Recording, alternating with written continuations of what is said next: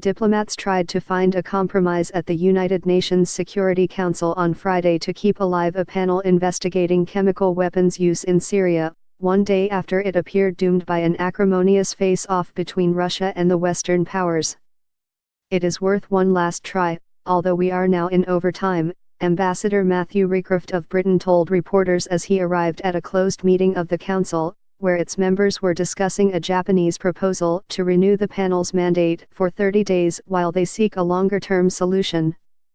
Rival Security Council resolutions for a one-year extension of the mandate of the panel, known as the Joint Investigative Mechanism or JIM, collapsed in failure on Thursday, the panel's final day of existence without a renewal. Russia vetoed an American resolution that would have left the panel's structure unchanged.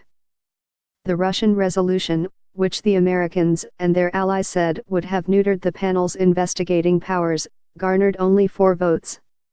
At least 9 are needed for passage in the 15-member council.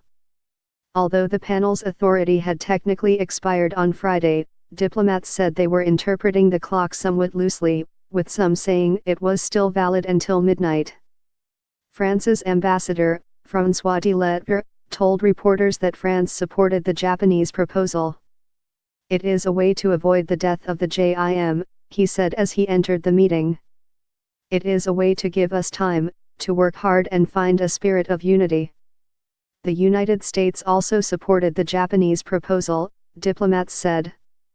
There was no immediate word on whether Russia would support it as well. But Vasily Nebenzia, the Russian ambassador, said after the Security Council meeting on Thursday that we are always willing to compromise and find common ground.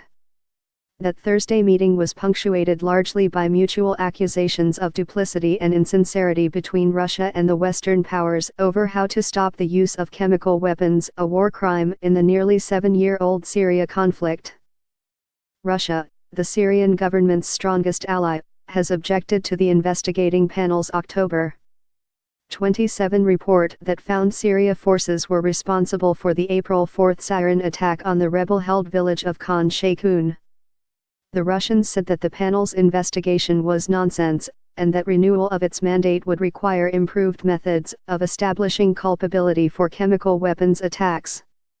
The United States and its principal allies have strongly defended the panel's methods and accused Russia of shielding the Syrian government from responsibility for an atrocity.